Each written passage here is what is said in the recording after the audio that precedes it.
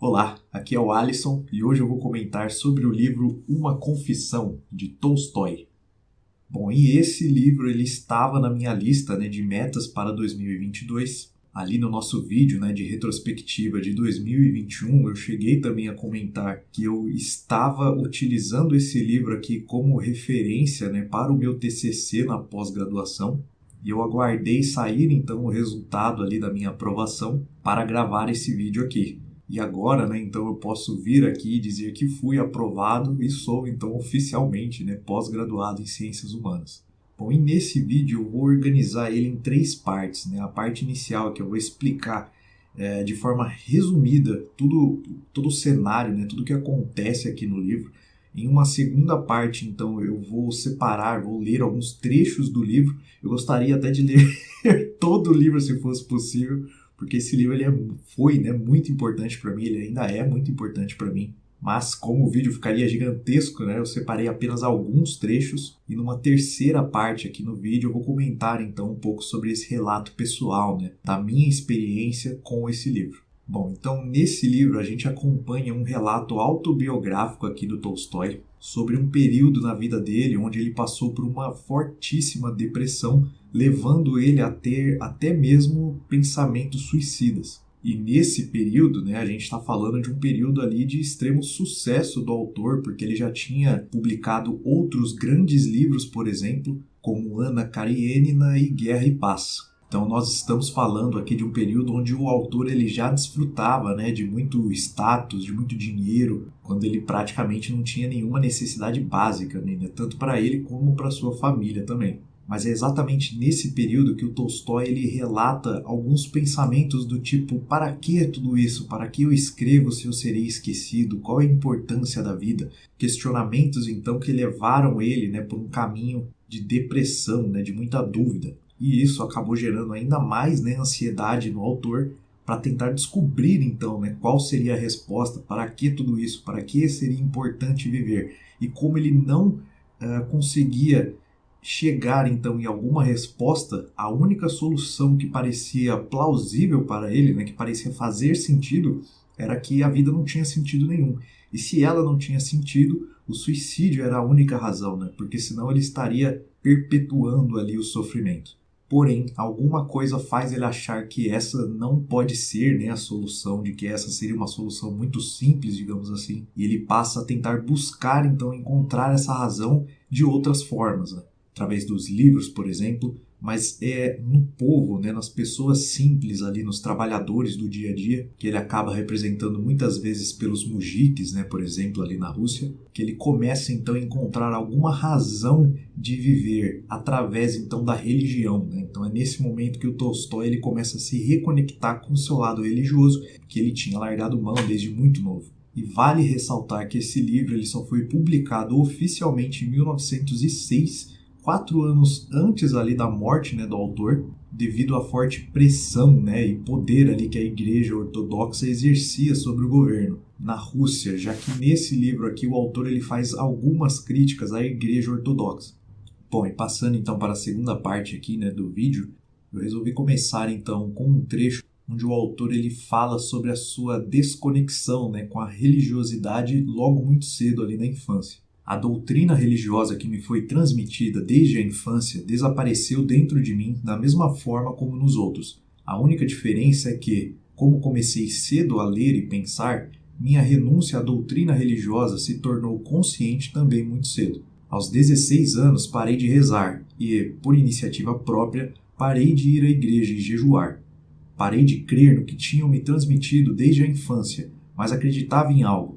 No que eu acreditava, não seria absolutamente capaz de dizer. Acreditava em Deus, ou melhor, não negava Deus. Mas que Deus eu não seria capaz de dizer. Também não negava Cristo e seu ensinamento, mas em que consistia esse ensinamento também não seria capaz de dizer. Agora, ao recordar aquele tempo, vejo com clareza que minha fé, aquilo que, além dos instintos animais, movia minha vida, minha única verdadeira fé verdadeira naquele tempo, era a fé no autoaperfeiçoamento. Mas em que consistia o autoaperfeiçoamento e qual era o seu objetivo, eu não seria capaz de dizer. Tentava me aperfeiçoar intelectualmente. Estudava tudo o que podia e tudo que a vida pusesse em meu caminho. tentava aperfeiçoar minha vontade, estabelecia regras para mim mesmo que eu me empenhava em cumprir. Por meio de toda sorte de exercícios, aperfeiçoava minha condição física para apurar a força e a agilidade, e por meio de toda sorte de privações, me adestrava para a resistência e para a perseverança. E eu considerava tudo isso um autoaperfeiçoamento. O início de tudo era, está claro, o aperfeiçoamento moral, mas logo isso deu lugar ao aperfeiçoamento em geral, ou seja, ao desejo de ser melhor não perante si mesmo ou perante Deus, mas sim o desejo de ser melhor aos olhos das pessoas. E bem cedo, essa aspiração de ser melhor deu lugar ao desejo de ser mais forte que as pessoas, ou seja, mais famoso, mais importante, mais rico que os outros. Então a gente vê ali como, após abrir mão da religiosidade, o autor ele acabou sendo levado pela vaidade, pela ganância, por exemplo. Ainda relacionado a isso, o segundo trecho aqui que eu separei é onde o autor ele comenta sobre a falta de bons exemplos ou bons conselhos, por exemplo, que ele recebia nessa época, quando ele não conseguia encontrar alguém ali para direcionar ele no caminho do bem, mas era aplaudido quando ele seguia então para o caminho do mal, digamos assim. Um dia vou contar a história de minha vida, o que houve de comovente e de instrutivo naqueles 10 anos de minha juventude. Acho que muitos outros experimentaram o mesmo. Com toda a alma eu desejava ser bom, mas era moço, tinha paixões e estava sozinho, absolutamente sozinho, quando procurava o bem. Toda vez que tentava exprimir em que consistiam meus desejos mais sinceros, ou seja, ser moralmente bom, encontrava desprezo e zombaria. Porém, assim que me rendia às paixões sórdidas, me elogiavam e incentivavam. A ambição, o desejo de poder, a cobiça, o orgulho, a ira, a vingança, tudo isso era respeitado. Quando me entregava a essas paixões, eu me tornava semelhante a um adulto e sentia que ficavam satisfeitos comigo. O terceiro trecho aqui que eu separei é quando o autor ele comenta sobre o primeiro momento em que aquelas perguntas sobre o porquê de tudo isso, ok, eu vou fazer, vou escrever, terei sucesso, meu nome será lembrado, mas para quê, de que importa tudo isso? Então o autor ele comenta sobre esse primeiro momento com esse tipo de questionamento e para onde isso estava levando ele, quando ele começou a ter consciência de que não era algo tão banal assim, tão simples assim. Aconteceu o que acontece com todos aqueles que contraem uma doença mortal interna. De início, aparecem sinais insignificantes de indisposição, em que a dor não chama a atenção. Depois, esses sinais se repetem com cada vez mais frequência e se fundem num sofrimento único, indivisível no tempo. O sofrimento cresce e, antes que o doente possa perceber, fica claro que aquilo que ele tomava por uma indisposição é a coisa mais importante do mundo para ele, é a morte. O próximo trecho é quando a gente vê ali que o autor ele foi praticamente derrubado por esse sentimento. Esse trecho, então, ele consta no 4º capítulo do livro, que é um capítulo que eu gostaria de ler ele por completo, mas esse primeiro parágrafo que consta até aqui na parte de trás do livro, é o que eu lerei no momento aqui só para dar uma ideia do que consta então nesse capítulo. Minha vida parou. Eu podia respirar, comer, beber, dormir, porque não podia ficar sem respirar, sem comer, sem beber, sem dormir. Mas não existia vida, porque não existiam desejos cuja satisfação eu considerasse razoável. Se eu desejava algo, sabia de antemão que, satisfizesse ou não o meu desejo, aquilo não daria em nada. Bom, e por fim, eu separei um trecho aqui, em um momento onde o autor ele já está procurando raciocinar, buscar alguma alternativa, alguma saída para esse tipo de pensamento, tendo que usar da lógica, da razão para combater o próprio pensamento, porque o pensamento dele só leva ele na direção do pensamento suicida. Então ele tem que usar da inteligência, da astúcia, para dobrar então o seu próprio raciocínio. E nesse momento aqui o autor ele chega então a 4 alternativas que ele enxerga a partir do momento que elas chegam na mesma conclusão que ele, que a vida então não tem sentido. Uma saída: não entender que a vida é absurdo, vaidade e crueldade, e que o melhor é não viver.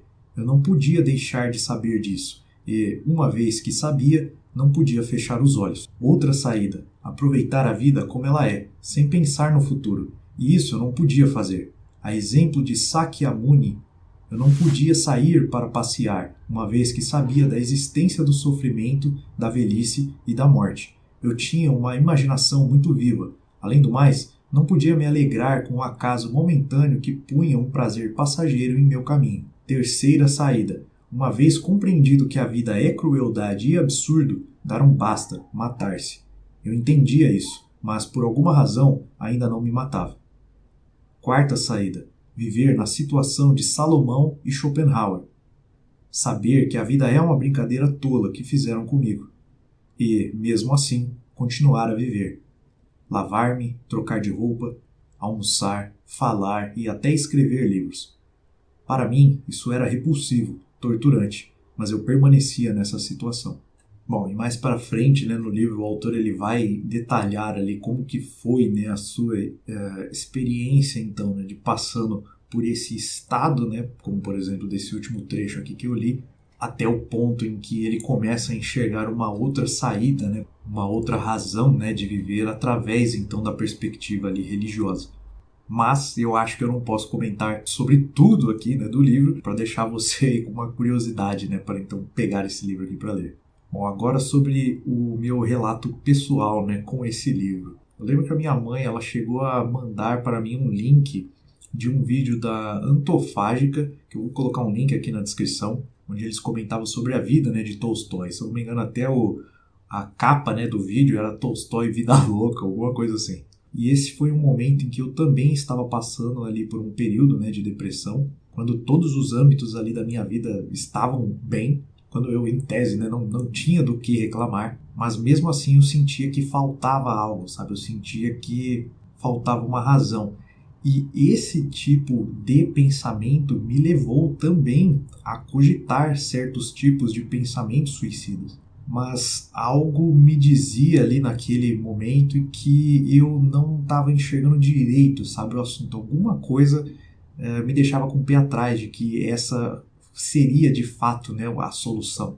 E então, depois de ver, né, esse vídeo ali da Antofágica e ler esse livro aqui do Tolstói, eu acabei me relacionando demais ali com aquela questão da lógica, né, do pensamento racional, quando o autor ele vai comentar que ele tinha que contornar o seu próprio pensamento, né, a sua própria linha de raciocínio. Porque, se conhecendo, ele sabia que se ele entendesse que essa era a única razão, essa era a única solução racional para o problema, ele daria cabo então dessa questão. Tanto que o autor chega a comentar aqui nesse livro que em um quarto onde ele ficava sozinho, ele chegou a remover, né, por exemplo, umas cordas que ele tinha para que ele não tivesse, né, a opção ali de se enforcar, por exemplo, ou quando ele fosse caçar, que ele não levaria mais munição, né, na arma dele, tudo para evitar uma espécie de recaída, né, algum momento de recaída ali que o autor pudesse ter. E eu me relacionei demais com essa questão porque eu também tinha medo nesse período de que se eu achasse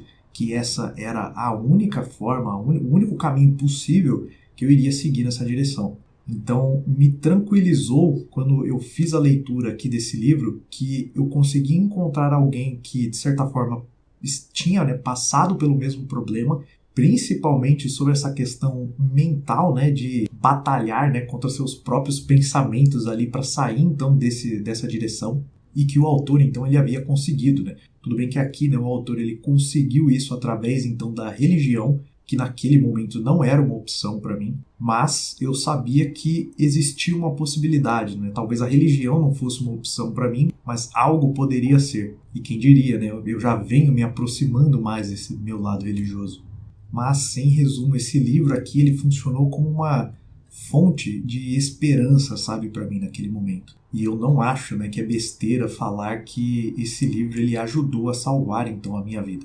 E claro que para falar, né, desse assunto, ainda mais de forma pública, né, gravando um vídeo aqui para a internet, etc., é porque eu, então, consegui lidar com isso e ultrapassar, sabe, essa questão, né, esse problema. E hoje eu falo sobre isso, eu comento sobre isso, porque, eu estou tranquilo, né, em relação a isso, então isso já não me afeta mais, mas também porque eu acho que é importante comentar sobre esse assunto. Porque no meu caso, por exemplo, eu sou uma pessoa muito fechada, então apenas as pessoas extremamente próximas ali de mim, que eu consigo contar em apenas uma mão, sabe, sabiam, né, do que eu estava passando nesse momento. Mas mesmo essas pessoas não conseguiam me ajudar. Era algo que, pelo menos para mim, eu que tinha que resolver comigo mesmo. Então eu espero, né, que esse tipo de vídeo, que tratar sobre esse tipo de assunto, possa ajudar então outras pessoas que estejam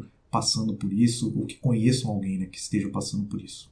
Bom, e para fechar aqui então o vídeo, eu separei outros 2 trechos aqui do autor quando ele toca, né, mais nesse lado religioso. Abre aspas. Viva descobrindo Deus e, então, não haverá vida sem Deus. Fecha aspas.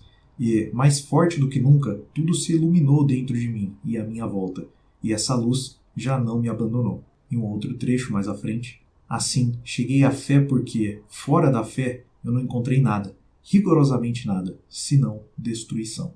Bom, fica aqui então a minha resenha para o livro Uma Confissão, de Tolstói. Se você gostou do vídeo, eu vou pedir para você deixar um like, se inscrever, compartilhar com alguém que possa gostar desse tipo de conteúdo, com alguém que possa aproveitar, né, esse tipo de conteúdo. Qualquer comentário, experiência que você queira compartilhar, só deixar aqui nos comentários e a gente se vê no próximo vídeo aqui no canal. Até lá!